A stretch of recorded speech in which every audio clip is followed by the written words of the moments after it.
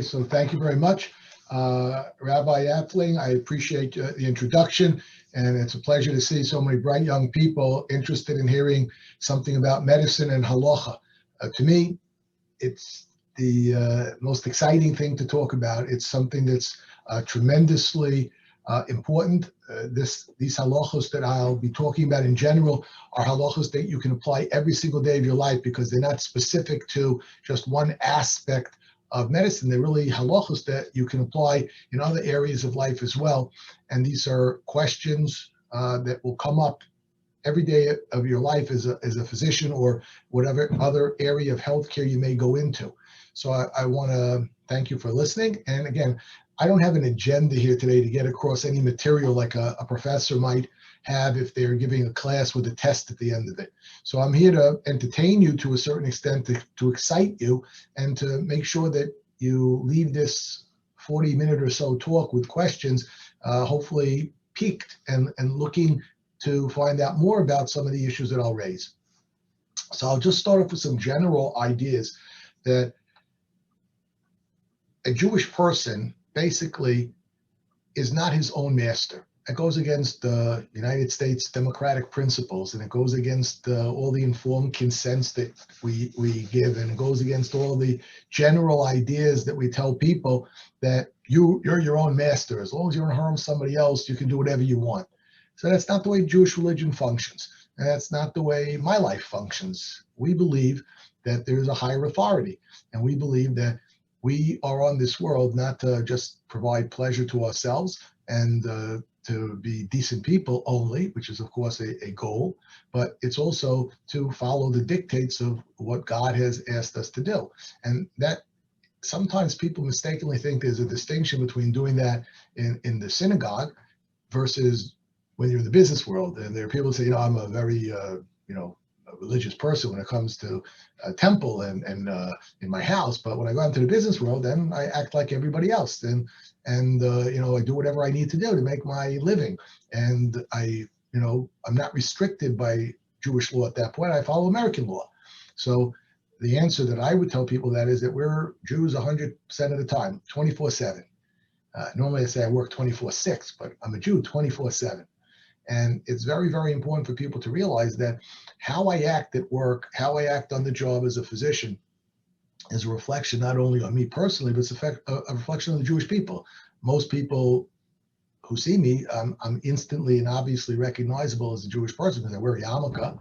I'm also known as a rabbi. So anything that I say or do, people can say, wow, that's the way a Jewish person acts. I need to know more about it. Or heaven forbid, they can say, that's the way a Jewish person acts. Boy, oh boy, I don't want to have anything to do with them.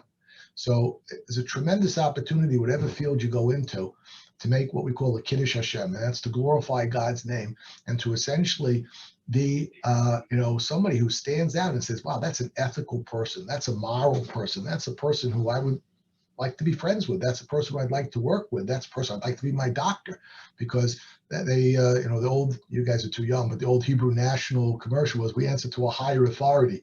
And the FDA isn't their authority. Even if the FDA, or the Food and Drug Administration, says they can do something in their food preparations, but if the Torah says you can't, so they're a higher authority. They go above the FDA, and that's the way we have to be. If secular ethics or secular laws allow something, it doesn't mean that the Jewish law allows it, and we hold ourselves to a higher standard. That's sometimes difficult to do, and I don't claim that I have it down right, but it's at least a goal, and it's something that we should all strive for.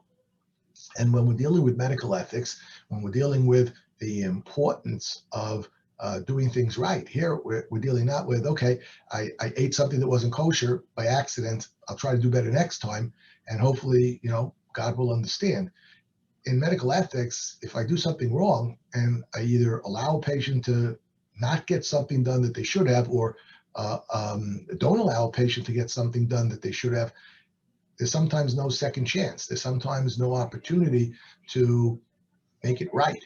So it's especially important when it comes to things like medical ethics that people know what to do beforehand. One of the most important areas is around end of life, for example.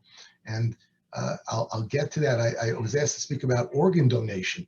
So I think it's very important for people to understand that organ donation is not something that you're going to do every day, but actually you can. There are aspects of organ donation, such as giving blood. I give blood 5 times a year. That's the maximum you're allowed to do it. I gave blood this week. I always try to schedule a blood donation around December 25th because that's especially when it's needed. And my non-Jewish colleagues who might normally be donating blood, this is their holiday. So I try very hard to fill in.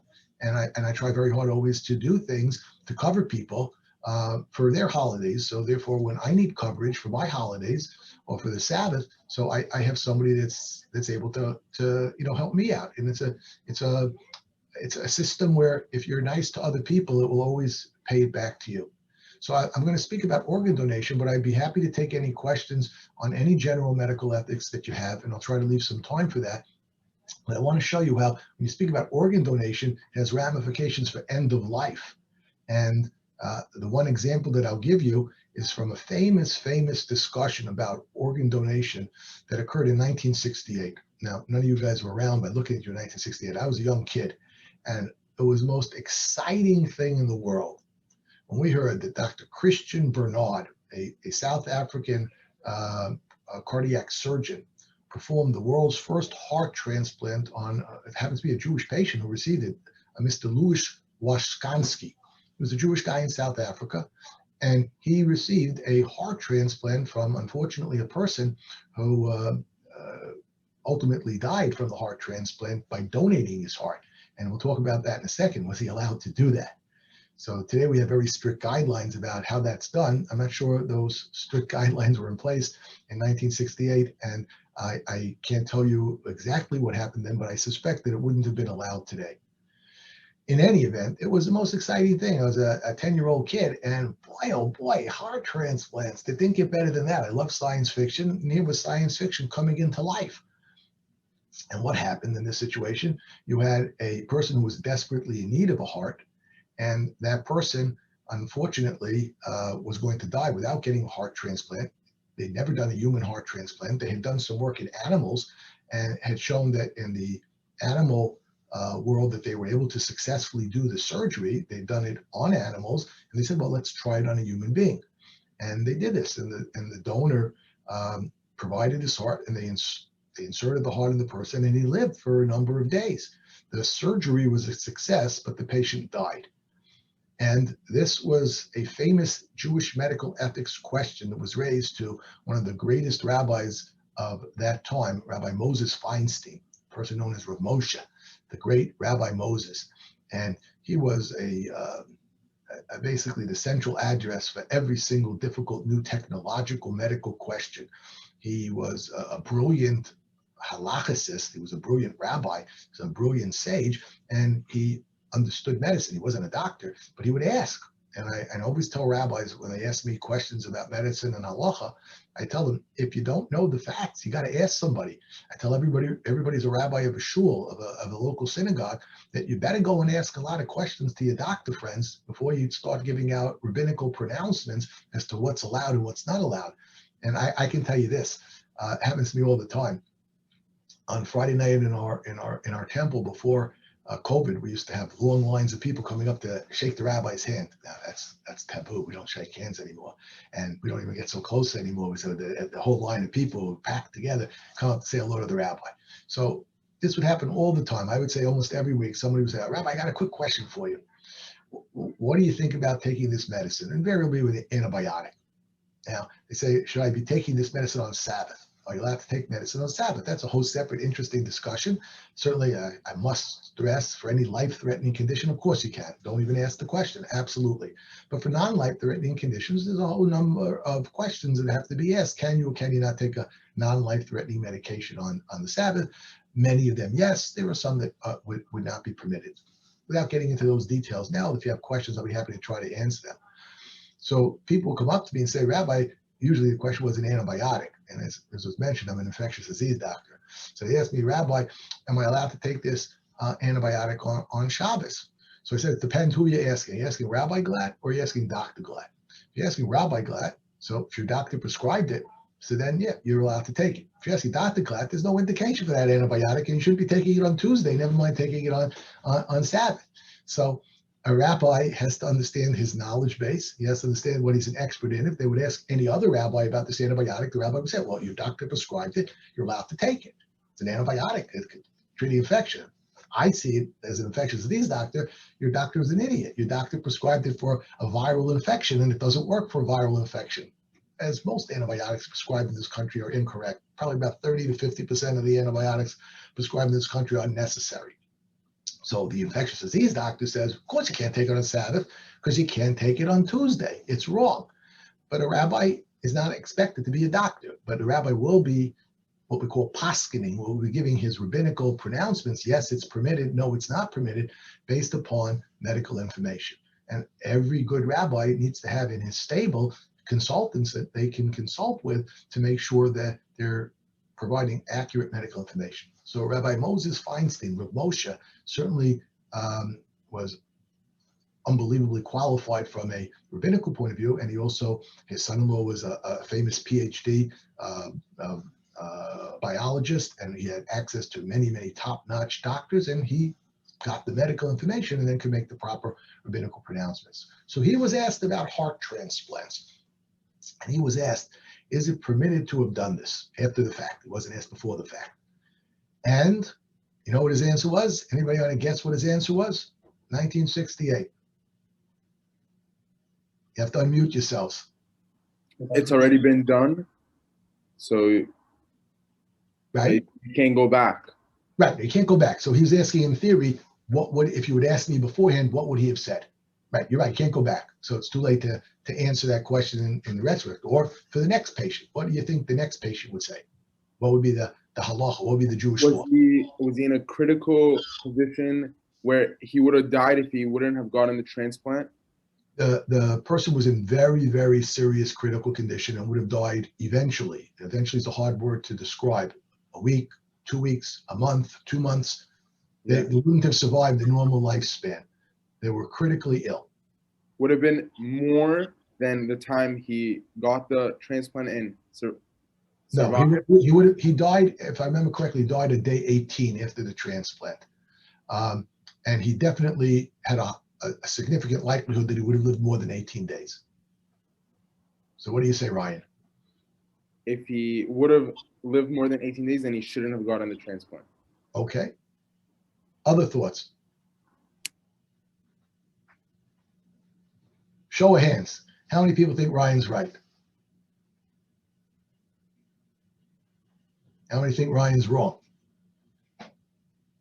How many of you are asleep or doing something else because you think, if I can see you, we'll play with the computers. I do a lot of Zooms. I'm usually doing 8 things while I'm doing my Zooms, but now I'm just focusing on you guys. So you know what Rabbi Moses said? Rabbi Moses said it's a double murder. 2 murders occurred over here. Number one, they murdered the poor guy who donated his heart because they took it out of him while he was still alive. And even though the expectation was that that guy would not have lived for a long period of time, he was deathly ill. He would have died within hours, maybe days. But he definitely was what we would call at the very, very end of life. But he was alive. He didn't meet what today we would have the absolute criteria necessary to do a heart transplant, which you must be dead. So he was alive. So he said, murder number 1, he was alive. So you're not allowed to kill somebody to save somebody else's life, even though from an objective point of view, he's going to live a couple of hours. And this guy is an 18-year-old kid. He's going to live another 102 years. So we should save this guy's life because it's a great, greater saving of life, 102 years versus 12 hours. So of course, secular viewpoint would be, of course, he saved 102 years at the expense of the 12 hour. But Jewish law doesn't allow that. You're not allowed to kill somebody ever to save somebody else's life. So Rabbi Moses said, number 1, it is a murder on the person that they took his heart from. Number 2, it's the murder of the guy that they gave it to because they didn't do their homework.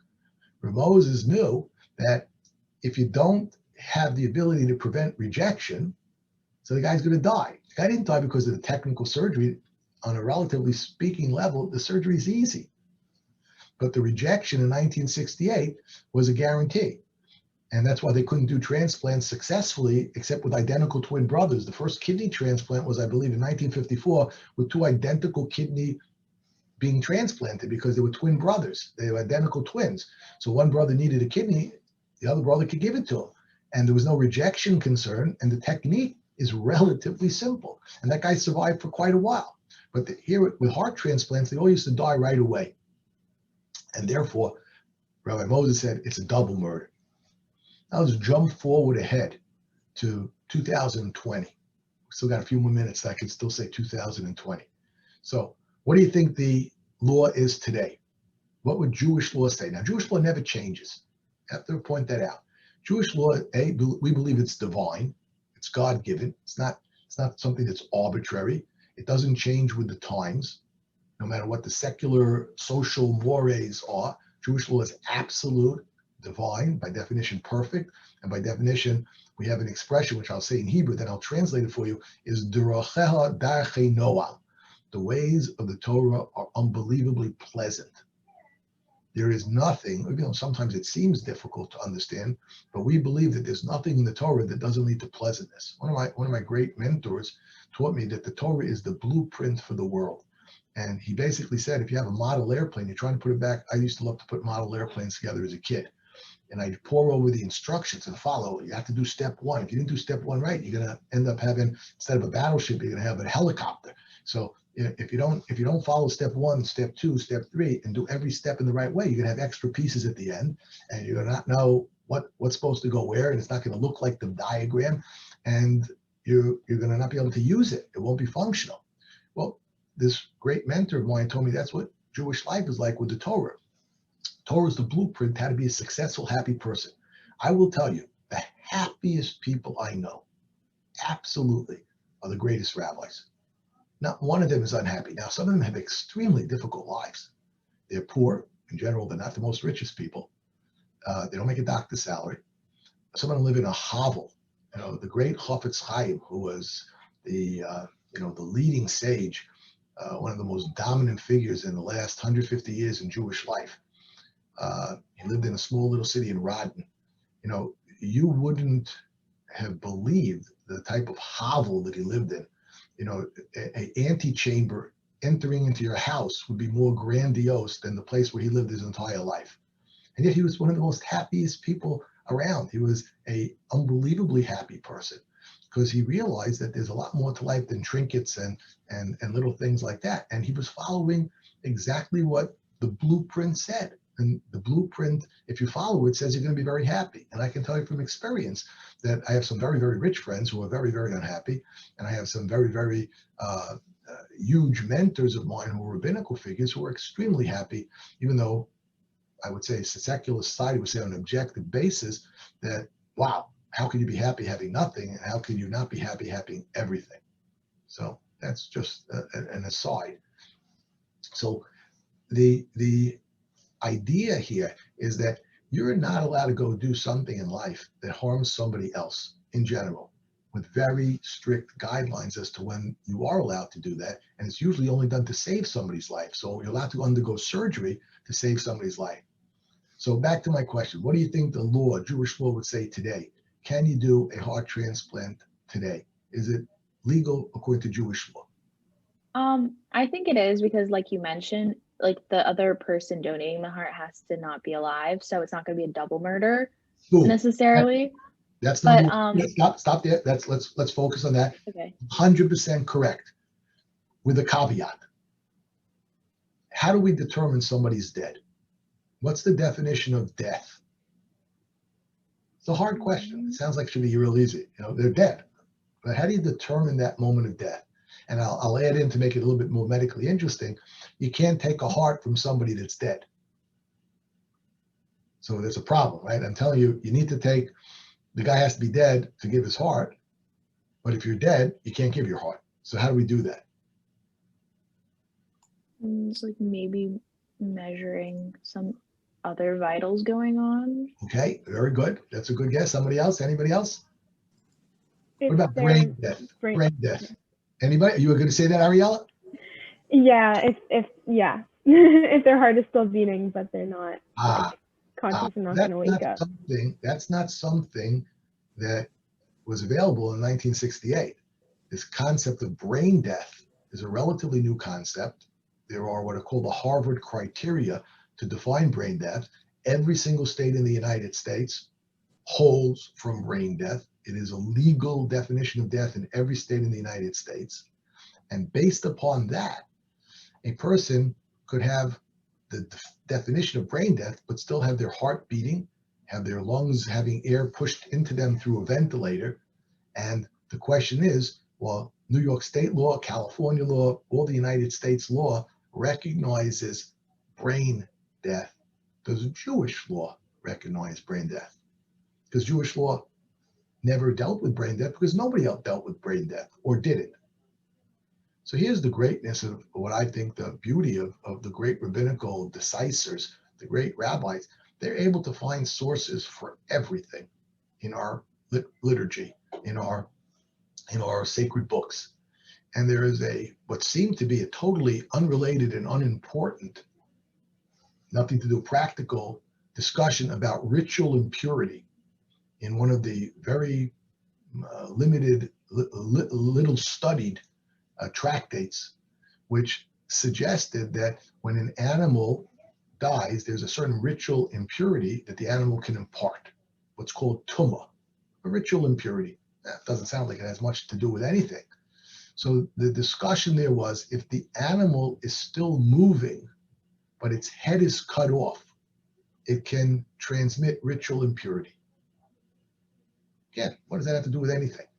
So the great rabbi said that's exactly the case of brain death. The body is still moving, but the head is cut off. And they introduced this concept of what we call a physiological decapitation. And a physiological decapitation, that's not a Hebrew word, that's a little bit of a medical English tough word. And I'll translate those as well. So physiological decapitation is that your body is essentially no longer connected to the head from a physiology point of view, from a biology point of view. And that's because there's no blood flow going up to the brain. And that's one of the definitions of brain death. So therefore, some rabbis argued that Jewish law, in fact, recognizes brain death because in ritual impurity, a live animal can never transmit this ritual impurity. Only a dead animal can. But the Mishnah, that section of Jewish law, stated explicitly that this animal was moving, but it had been decapitated. It had been slaughtered.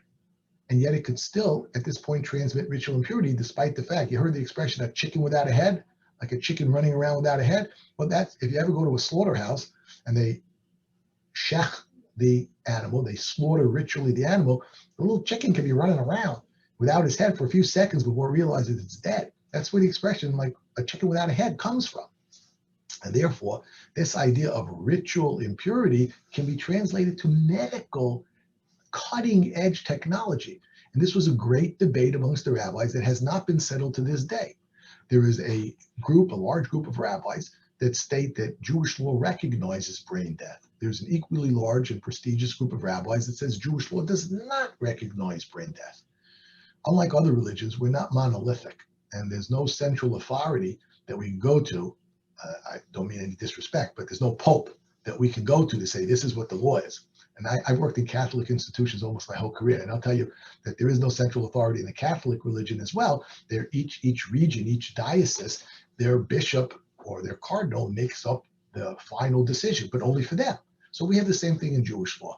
So different rabbis are decisors or the accepted legal authority in Jewish law for certain groups, but not necessarily accepted by other groups. So in this situation, Ariella, you said correctly that there's no longer a question of brain death. So according to half the rabbis, there's no longer a question of brain death. And the first murder that Rabbi Moses said occurred no longer occurs according to that group, because we would only take a heart from a brain dead source. Because if the person is in a vegetative state or a coma, they're alive and would be murdered to take their heart from them, even though they said before they went into that state, if I'm in this state, you can take my heart. And every one of their family members said, well, take the heart, no problem. Not allowed to do that. Jewish law never sanctions killing a person to save somebody else's life, again, with very rare exceptions such as war, heaven forbid, or in a terrorist attack, heaven forbid, or things like that. But in normal medical life, you can't go and say, I'm willing to die so he can live. Now you're allowed to take risk. A person's allowed to donate their kidney, is allowed to donate part of their liver, because that's not a guarantee that a person will die. It's a risk. Risk taking in Jewish law is allowed. Again, there are very strict parameters about that as well. So getting back to our brain death question, according to Rabbi Moses, there are those that suggest that his opinion today would be that brain death is considered Jewish law death. So the second half of that equation, that you just killed a patient, would no longer apply, as Ariella said. So excellent. What about the first part? What about killing the guy that gets the heart? What do you think about that? Anybody have any idea how many people with heart disease survive, with a heart transplant survive today? It was 100% death in 1968. Nobody lived for a long period of time. You could survive for a couple of days, so your body rejected the heart and shut down. What are the stats today?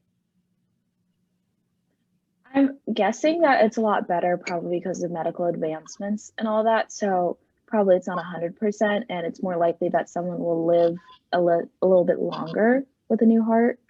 Okay, so God's been kind to us. That's a great answer, Idella. God's been very kind to us. You know what the 5-year survival for a heart transplant patient is? It's well over 95%. So that meets all the criteria that Rabbi Moses said. Do your homework before you do a heart transplant, because you just killed a guy. So Rabbi Moses would say today that it's neither a double murder or a single murder. And therefore, Rabbi Moses would change his halachic decision, his Jewish law decision, based upon the medical facts of the time. The law didn't change. The law says you're not allowed to do murder. But this is no longer murder. This is now an accepted medical technique. And therefore, Jewish law, according to Rabbi Moses, would be permissible to go and do, in fact, this heart transplant today, assuming that you're of the opinion that says that brain death is Jewish law death. Now, if you're not of that opinion, then there still would be a problem. There would be one death that you're not allowed to cause, one murder. The guy that you gave the heart from is a very, very sick guy. Nobody survives brain death. I mean, Jewish law doesn't ignore brain death. It just has an opinion about whether we consider it death or not. So those that say it's death, you can remove the respirator and bury the person. Those that say the person's alive, you can't remove the respirator, you can't bury the person, and you can't donate their heart because they're still alive. So again, this is just an illustration of the complexity of both medical halacha and the unbelievable resources that we have within our rich, rich, rich tradition of sacred texts to try to determine even the most unbelievable new technological advances. There is always, with almost no exceptions, I can't think of any off the top of my head, that we don't have sources in our rich tradition, in our sacred texts, that can answer every single medical question. Now, I can't answer them until I hear the great sages do that. I'm not on that level. But these great sages who have at the tip of their fingers, everything. These people have more than photographic memories, and they're immersed in this 20 hours a day. Some of them sleep. The great Vilna Gaon, who was arguably the greatest figure in Jewish life for the last 1,000 years. If you're not a religious person, you're not going to hear about him. You hear about Albert Einstein, you hear about Freud, you hear all about other people. But the Vilna Gaon towered above anybody, both in intellect and in his ability to integrate that into life. And he's able to answer any question that would come to him with technology in his day. He lived in the 1700s, and there are great leaders today. And I have had the unbelievable merit to speak with many of them this year with COVID, because there's so many new questions that came up with COVID. And I had the unbelievable honor to speak with almost all of the great rabbis of our generation today, to ask them and to explain to them and to hear from them how we can answer some of the questions that are COVID related. And not once did anybody tell me, oh, this is, we don't have an answer for this from Jewish law because we have no precedent. Everyone has a precedent. And in fact, specifically for COVID, there are precedents from the early 1800s with cholera outbreaks. And you'd be amazed at the brilliant scientific insights that these rabbis who never went to college, who never had a secular class in their life.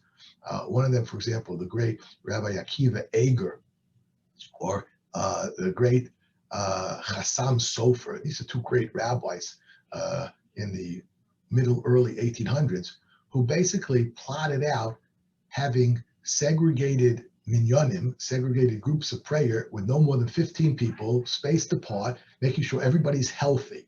These were principles that weren't known in the 1830s and 1840s.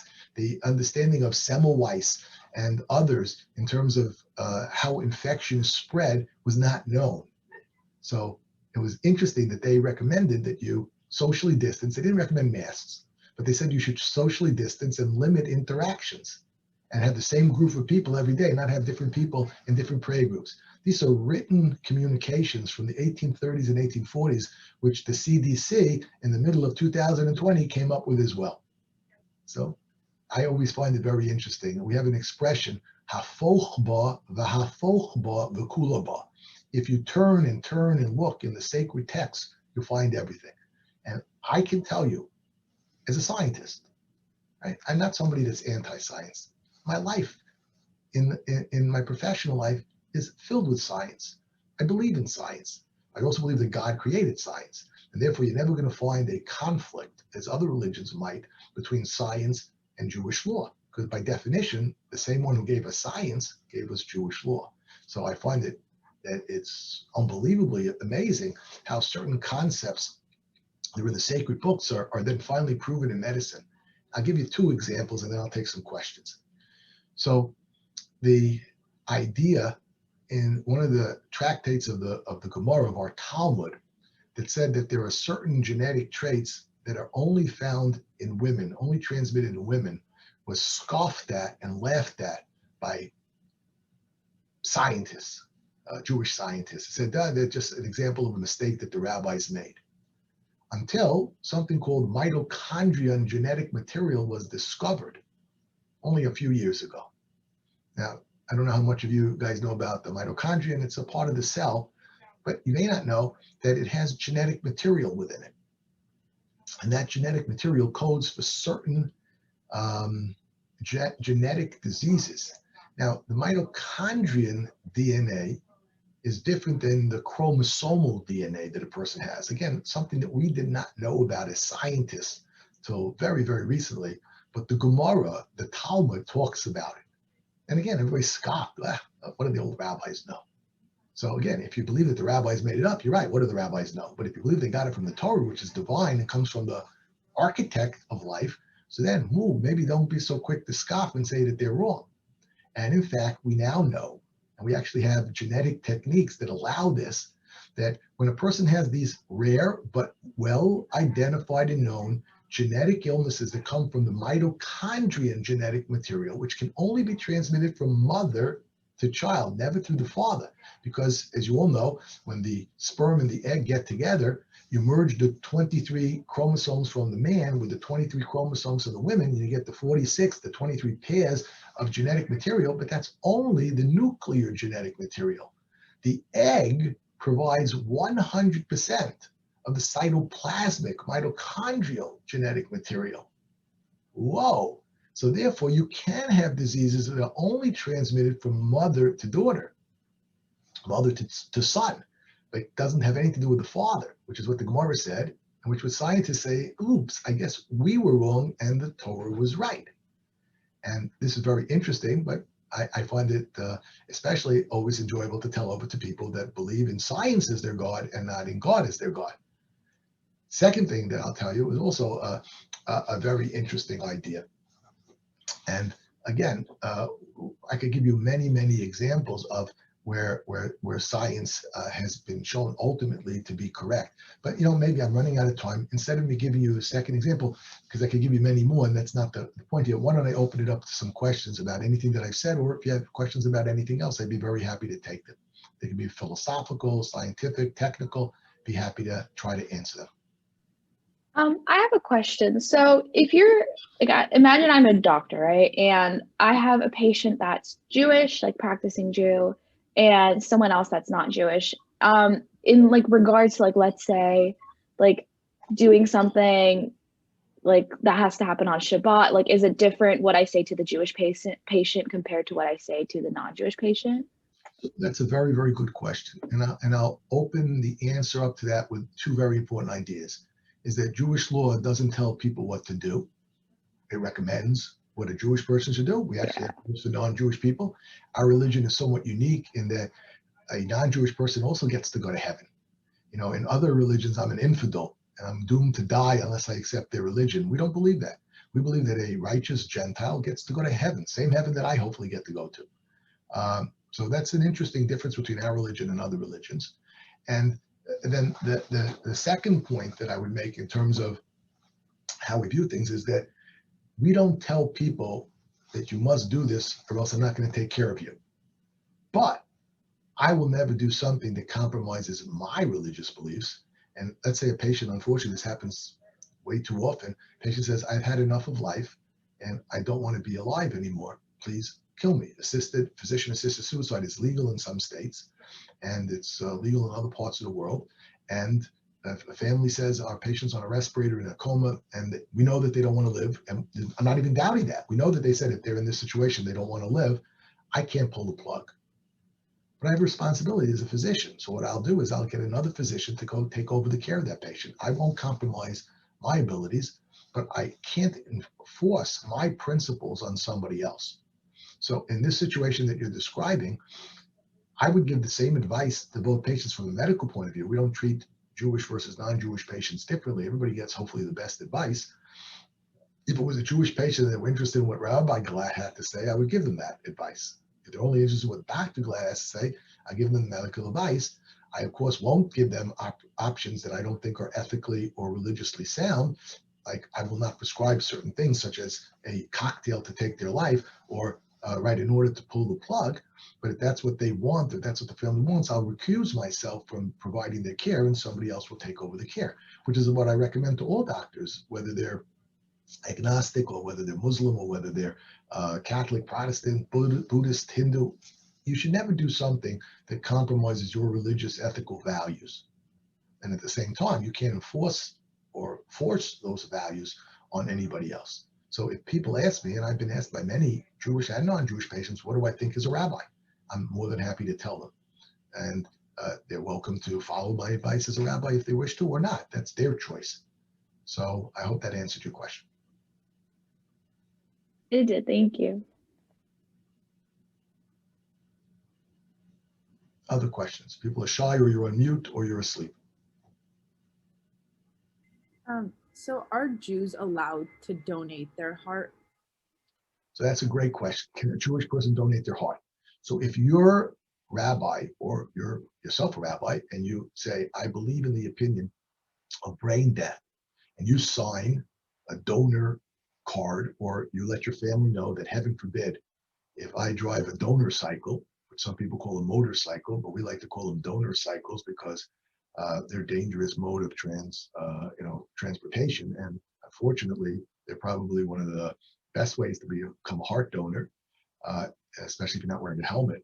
So unfortunately, you have people who get into an accident. They're usually traumatic accidents to young people.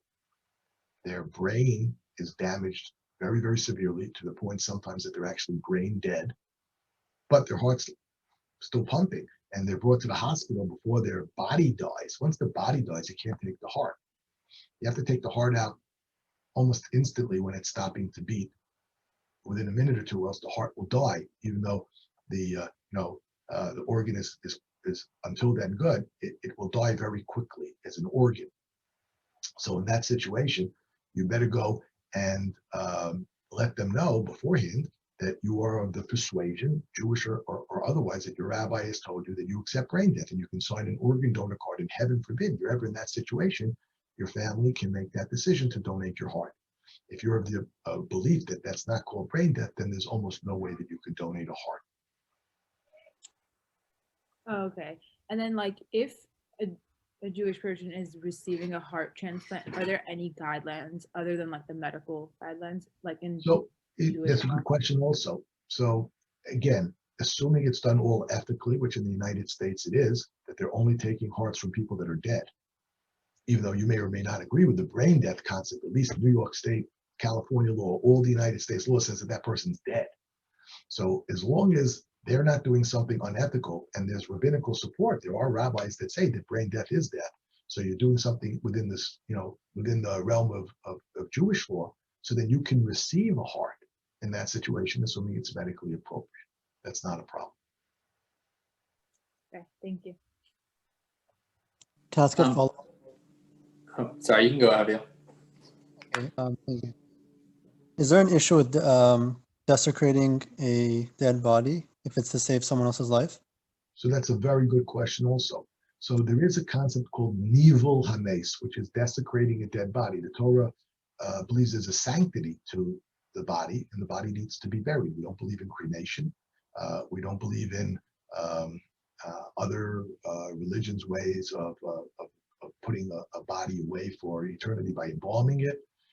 We believe that a body needs to be buried in the ground. So there is normally a prohibition against doing anything to desecrate the dead body. And that's why Jewish law recommends that you bury as soon as possible. The only exceptions to that are when it's either physically not possible or when it would be a greater honor for the dead person. Let's say in this world today, you have children living in Israel and the parents are in California or vice versa. And the children or whoever it is that's coming to honor the dead person, it takes 12 hours to get here by plane. For you guys, 15 hours, however long it takes. I once took a direct flight from Tel Aviv to San Francisco, so it took 15 hours. So that's a reasonable reason to delay a burial. But otherwise, we don't delay burials because it's desecrating the mace, desecrating the dead body. So for organ donation, it's not considered desecrating the dead body. But here's an interesting fact. Unless the person gave permission to it or the family says that the person is okay with donating the organ, you're not allowed to take it. Because the whole idea behind a person volunteering to donate a kidney, for example, a live person can donate a kidney, doing a blood transfusion, donating your blood, donating your bone marrow. The only reason you're allowed to do that is because I'm doing a good deed. I'm doing what we call a chesed. I'm doing a kindness to other people. Torah allows you to do a kindness even if it puts you at some slight risk. So for blood donation, there's zero risk. For bone marrow donation, essentially zero risk. Even for a kidney donation, it's very, very close to zero risk. For a living liver donation, a little bit more of a risk. Heart and lung, you can't donate or else you die. So there's 100% risk that you're not allowed to do. So Jewish law allows you to do a kindness because it's a mitzvah. But we have an interesting expression. A dead person is exempt from doing mitzvahs. Sounds like it's an obvious thing, but it means that the dead person has no obligation to do a kindness, and therefore you can't, against his will, take his body and use it. So with the willingness of the person, by signing a donation card or the family saying, yes, we know he would like to have done this, so then you're allowed to go and do it. But otherwise, you're right, there would be a concern with desecrating the mace. Dr. Glatt? Yeah. Just to follow up, is that why like the ultimate mitzvah is like helping to bury somebody because they can never repay you? Exactly. That's a beautiful idea. You said it very nicely. This is what we call the chesed shel emes, a perfect type of a true, honest type of good deed, because he ain't repaying you, she ain't repaying you, no matter what. I'll leave you with one thought. The Surgeon General of the United States, also living in the time of Rabbi Moses, Rav Moshe, of blessed memory. So he was brought forward a case in the United States of Siamese twins. And it's a very famous case. The Surgeon General, it was brought all the way up to him. It's like the Supreme Court to decide what they should do. There were this unfortunate twins that were born as Siamese twins. And sometimes if you're sharing an arm, that's no big deal. You can separate them and both will survive. Here they were sharing a heart. And there's only one heart. And they were face to face, basically. They were born that way. And the question was, what do you do? They can't live like that. they would die if they had been allowed to live in that situation. So you're killing both of them. But one of the children in that situation had more of a predominance of the heart and would have survived if you would kill the other child to take away his heart. With only one heart, but only one child would have survived. But the ethical scientists didn't know what to do. They were perplexed, and it was brought all the way up to the Surgeon General, Dr. Everett Koop, who was a cardiothoracic surgeon, and that's why I came to his lap. And I'll leave you with what he said. And he's not Jewish. He said, "This is well above my pay grade. There is no way I could possibly solve this answer." But he said, there's this little old Jew living in the Lower East Side in Manhattan, Rabbi Moses Feinstein. Go to him and he will solve the problem for you. And that's what the United States did. And they asked Rabbi Moses Feinstein. And he said, you're allowed to go and remove the heart from the child that unfortunately would not have been able to survive even if he had the heart, and allow the other child to survive and live because of, again, a Jewish law principle that if somebody's coming to attack you, you are allowed to go save your life by killing them. This is a principle called rodef. If somebody's running after you to kill you, well, you have to do everything in your power to disarm that person without killing them. If the bottom line is you can only survive by killing that person, that's one of the rare exceptions when you'd be allowed to kill somebody else. That's what I said before, in a terrorist attack or in a war situation, where the other party's trying to kill you and you can't just wound them. It's either you or them. So the Jewish law principle of rodef says that you're allowed to kill the other person in that situation. And Rabbi Moses, in his great sagacity, said you can apply this principle over here. The twin that is the weaker twin is a rodef, is coming to attack his brother, who is going to die if the twin with the weaker grasp on the heart is allowed to live.